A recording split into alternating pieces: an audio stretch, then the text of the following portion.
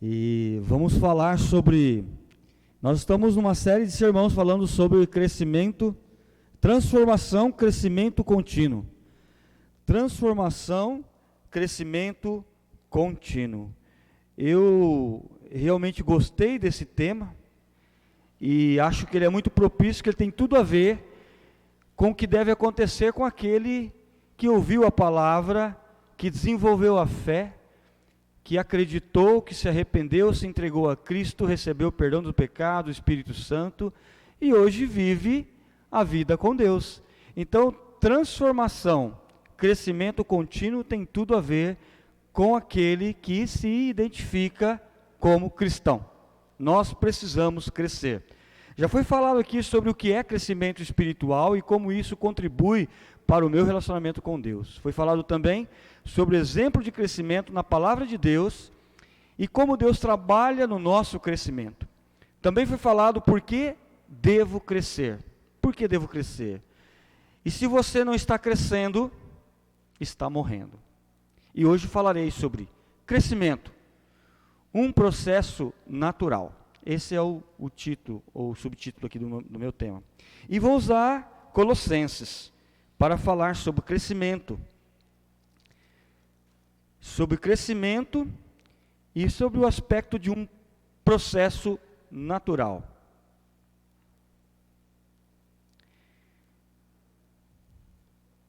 Colossenses capítulo 1, no versículo 1 de 1 a 8, capítulo 1 de 1 a 8, nós vamos ler em seguida. Antes eu gostaria de falar o que eu busquei nas pesquisas a respeito de processo natural. Crescimento nós sabemos o que é. E o processo natural? Então, o processo natural traduzindo, é aquilo que se espera de algo ou de alguma coisa, né? É como se você plantasse milho e o processo natural é você esperar colher milho e não feijão, né? Mas processo, ele pode ser uma ação contínua, uma realização contínua e prolongada de alguma atividade em andamento. É o desenvolvimento, é uma marcha, é uma transformação. É natural que o limão seja azedo. É que se espera de limão, é que ele seja azedo. Então, traduzindo é isso. O crescimento é um processo natural? Talvez eu me pergunte. Sim e não. Eu não sei se você lembrou de algum pregador que fala isso. Mas não é. Sim, porque é o que se espera, né, de uma conversão espiritual. É um crescimento contínuo, um processo natural. E não, porque nem todos alcançarão ou desenvolverão esse crescimento espiritual esperado. Todos os seres vivos, todos, o homem, os animais, insetos, plantas e até as bactérias, precisam de uma coisa em comum para crescer, para desenvolver e para se multiplicar: alimento, nutrição. Até as bactérias precisam, não tem jeito, precisa se alimentar, né? Quando você quebra esse ciclo da alimentação, muitos antibióticos são feitos assim, né? Ele quebra o ciclo da alimentação da bactéria e a bactéria morre, ela não consegue se alimentar, ela morre. Assim uma planta também, como já foi falado aqui, se não desenvolver, ela morre, né? Assim nós também, se nós não crescermos, se não nos alimentarmos da maneira correta, daquilo que é bom e saudável, podemos morrer fisicamente e espiritualmente. Então, por isso, devemos tomar cuidado com o que vamos nos alimentar. Não podemos ficar parado esperando que o alimento caia do céu, né? Nós precisamos buscar o alimento de qualidade, precisamos selecioná-lo e precisamos experimentá-lo, precisamos ver se ele é bom e precisamos ver na nossa vida o resultado daquela alimentação. E hoje estamos aqui desde as 9 horas da manhã nos alimentando de algo que caiu do céu, sim, através de homens santos, inspirados pelo Espírito Santo, que guardaram bem preservado as Escrituras do Senhor e hoje nos alimenta. Então, vamos ler Colossenses 1.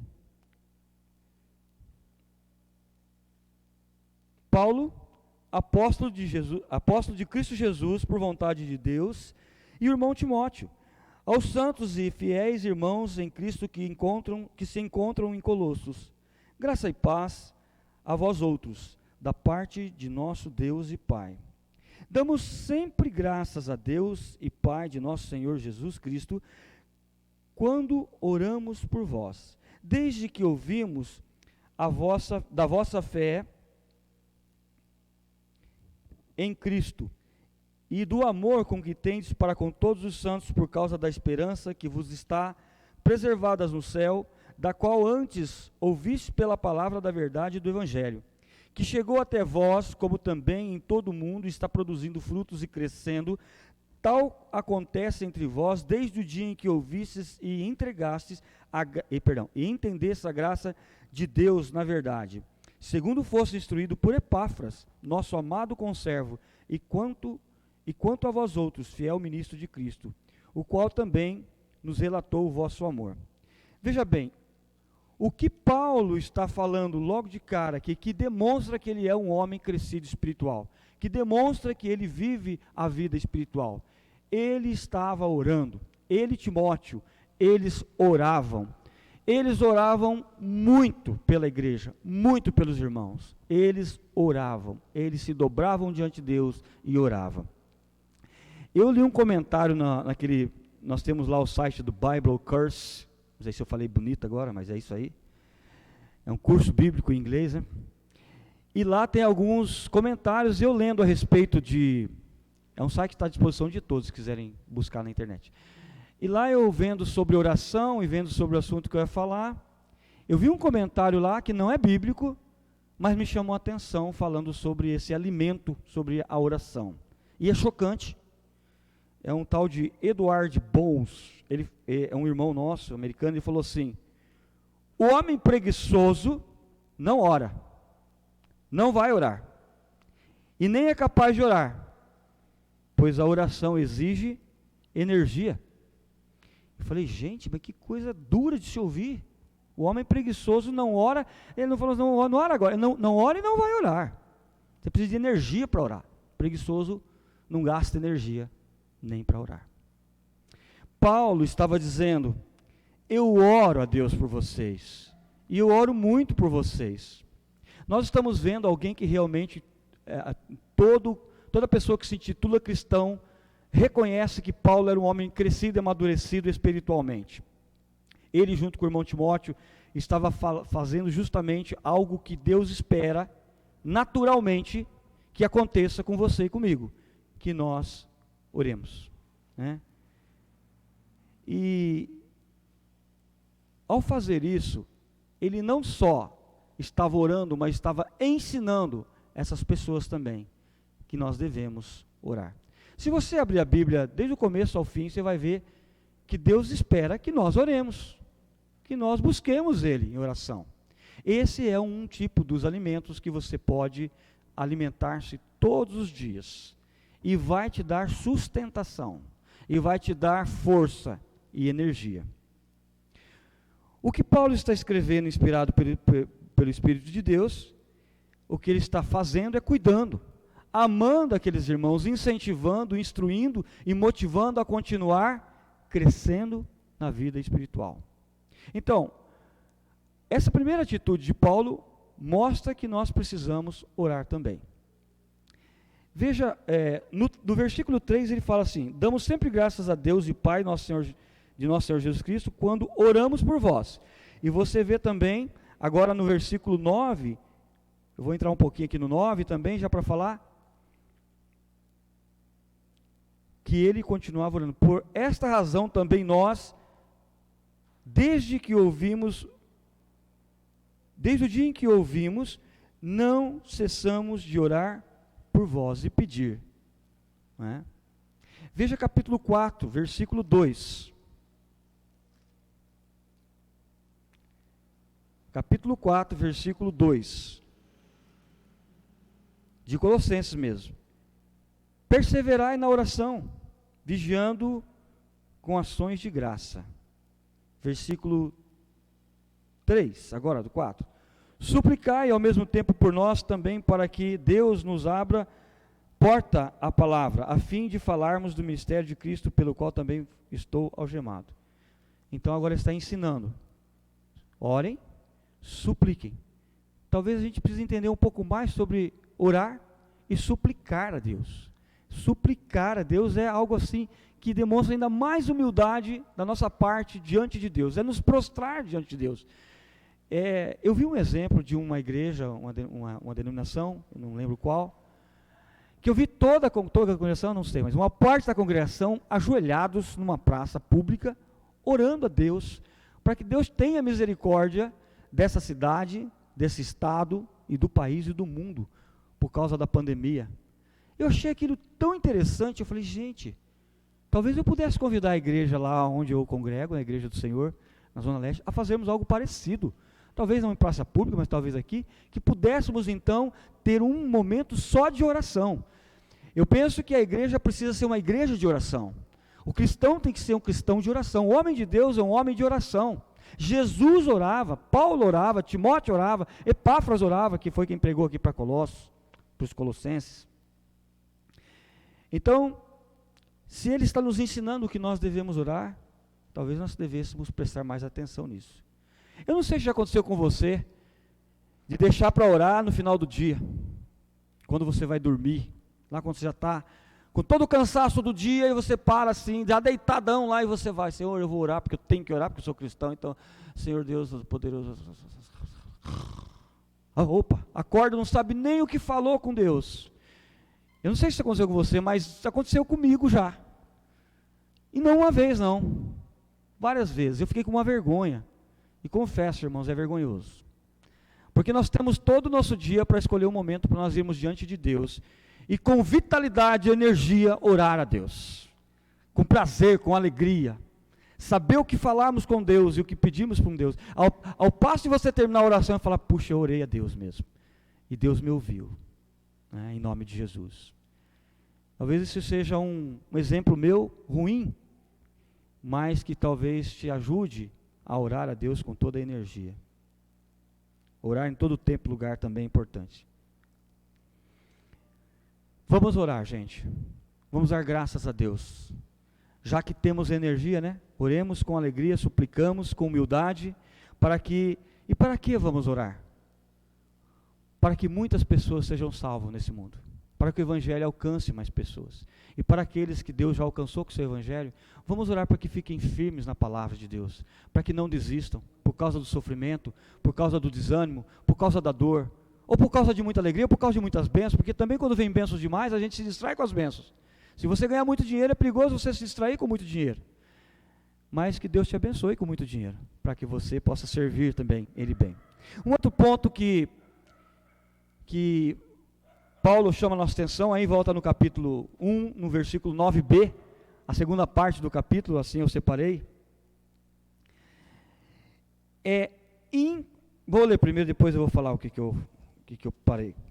Vamos ler, versículo 9 do capítulo 1, eu vou ler ele todo, mas é a parte 2 agora. Por essa razão também nós, desde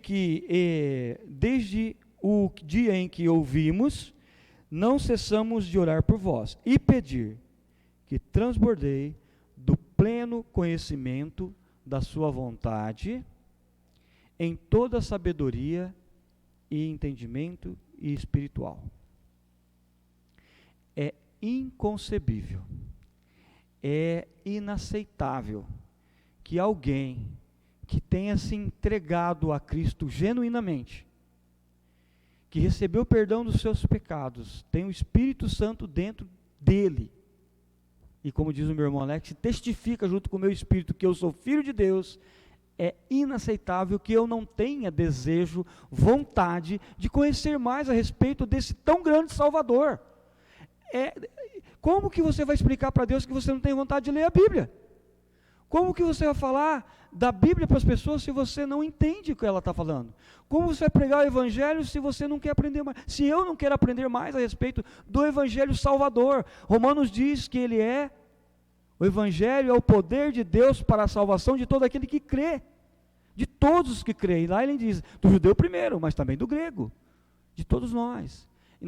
Gente, é inaceitável. Como que você vai trabalhar com um produto, que você vai vender aquele produto e você não entende sobre aquele produto, e nem quer entender.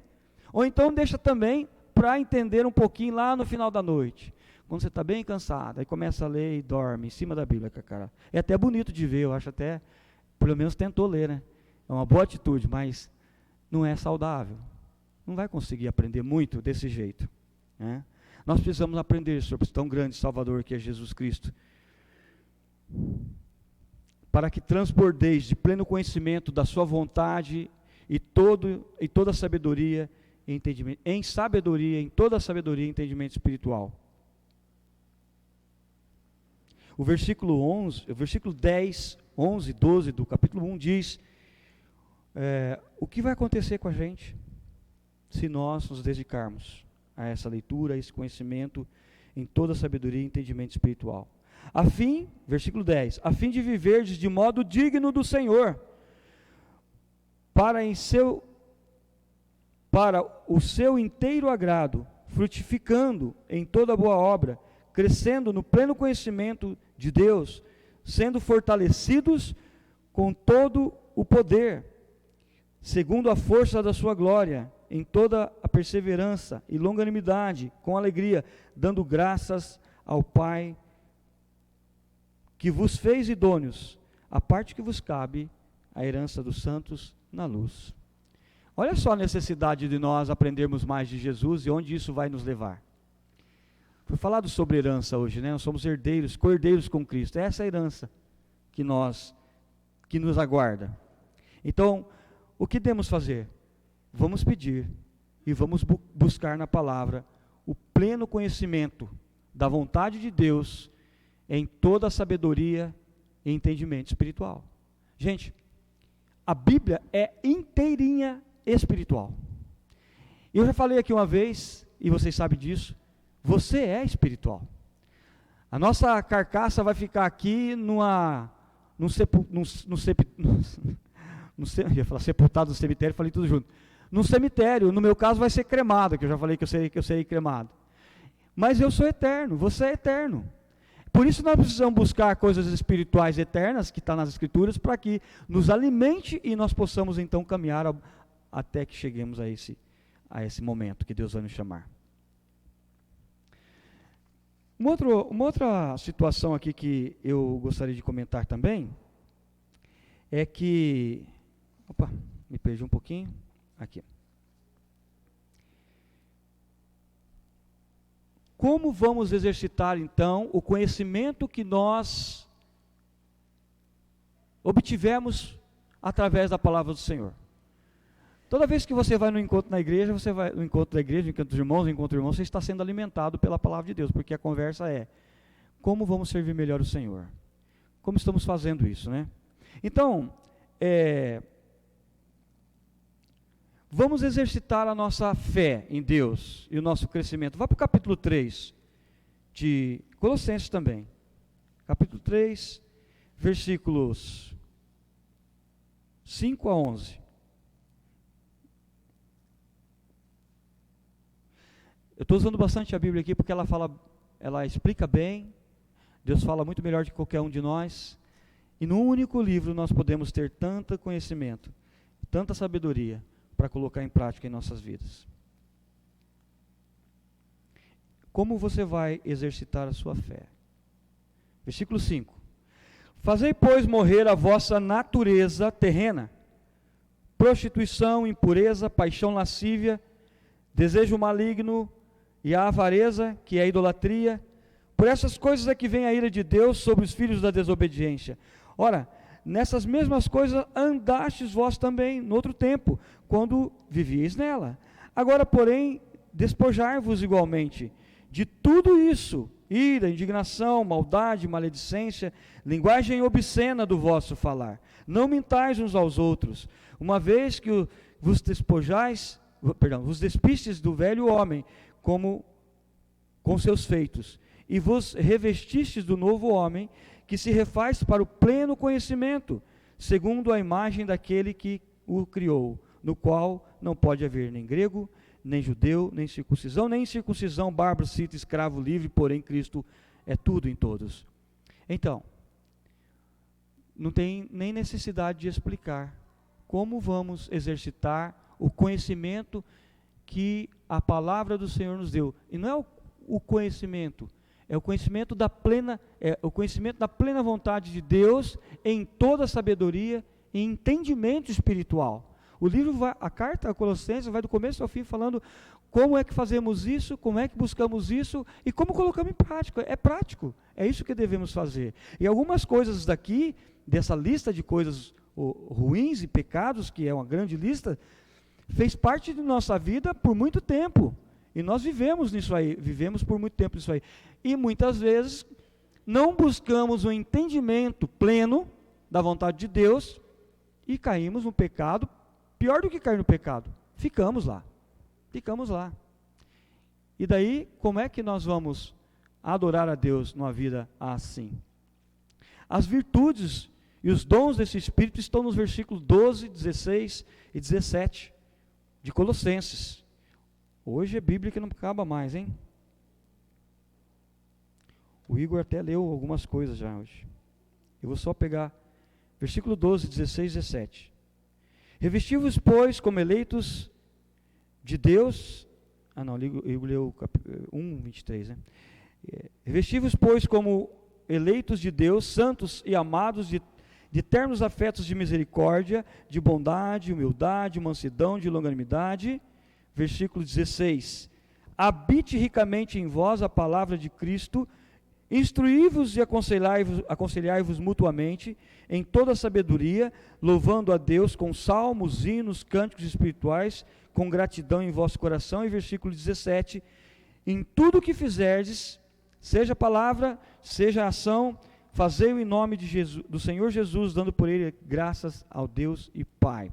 E depois ele vai falar ainda esposas, maridos, filhos, patrões, servos, ensinando em detalhe como nós devemos nos comportar nessa terra para agradecer a Deus. Então, crescimento natural. Crescimento é um processo natural? É. É sim, porque Deus espera dos seus santos, daquele que Ele separou para que sejam santos. Sede santo como vosso Pai é santo. E transmitir a imagem do Todo-Poderoso naquilo que nós vivemos, conforme vai crescendo o seu entendimento, a sua sabedoria, ela reflete nas suas ações, naquilo que você faz, naquilo que nós fazemos nessa terra, né? Conforme o cristão vai enxergando e Deus vai abrindo o nosso entendimento, ele vai também entendendo qual é o papel dele na igreja. Sabe qual é o seu papel na igreja, irmãos? É servir o Senhor na igreja. Não há como você servir a Deus longe da igreja. Porque a igreja foi instituída por Deus, segundo Atos capítulo 2, para servir a Deus e uns aos outros, para vivermos em comunhão, para vivermos em unidade. Então, qual seria a sua função no corpo de Cristo? Qual parte do corpo que você é? Se é um dedo, é uma mão, é um braço, uma perna, um pé, ou uma unha? Cuidado que unha corta, né, de vez em quando. Nós precisamos entender qual é o nosso papel, a nossa função no corpo da igreja, no corpo de Cristo. Também é impossível crescer sozinho. Falávamos ontem, estávamos numa janta com os amigos, estávamos falando, é impossível crescer sozinho. Você não consegue crescer sozinho. Não tem como. Porque você foi feito para crescer com a igreja. A igreja é edificada e vocês, como Pedro fala, sois pedras vivas. Na pedra angular que é Cristo, mas no alicerce que é os apóstolos, seus ensinamentos, nós, cada um de nós, como pedras vivas, vamos edificando a igreja para que ela cresça no edifício saudável. Então, não há como crescer sozinho. Você cresce quando a igreja cresce. Porque você é a igreja. Você é um tijolo dessa igreja, a pedra viva, né? Então precisamos crescer junto com a igreja. Como vai o seu crescimento? Com quem você está crescendo?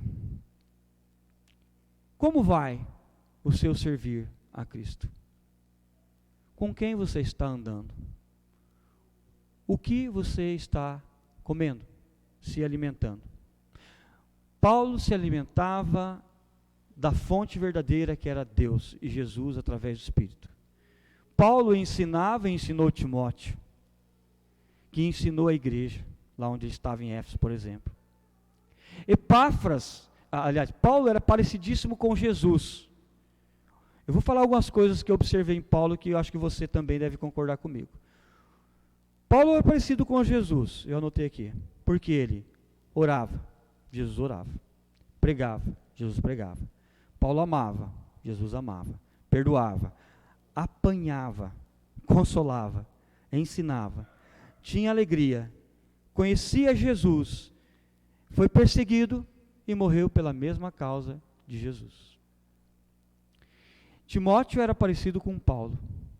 Epáfras também é parecido com Paulo, que parecia com Jesus. Porque foi Epáfras que pregou lá para Colossenses. Deus abençoou que a pregação dele foi firme, forte e verdadeira. E a igreja começou em Colossenses. E Paulo agora estava ajudando a cuidar, escrevendo para ela. Então, Paulo parece com Jesus, não é verdade? Amém? Timóteo parecia com Paulo. Epáfras parecia com Timóteo, parecia com Paulo. E você? E o Chesco? Parece com quem?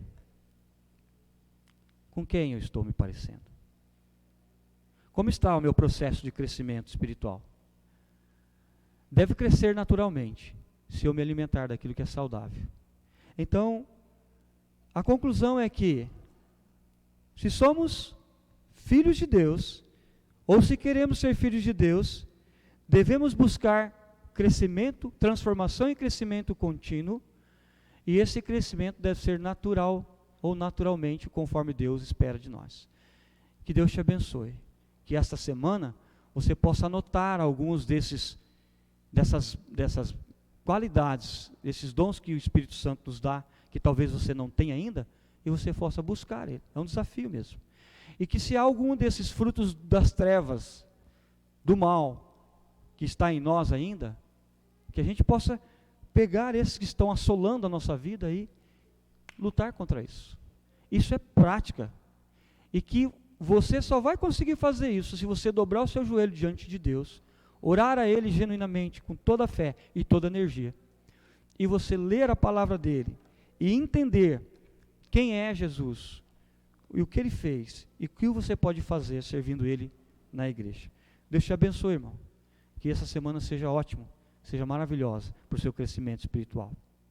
Vamos ficar em pé, vamos orar e vamos para nossas casas.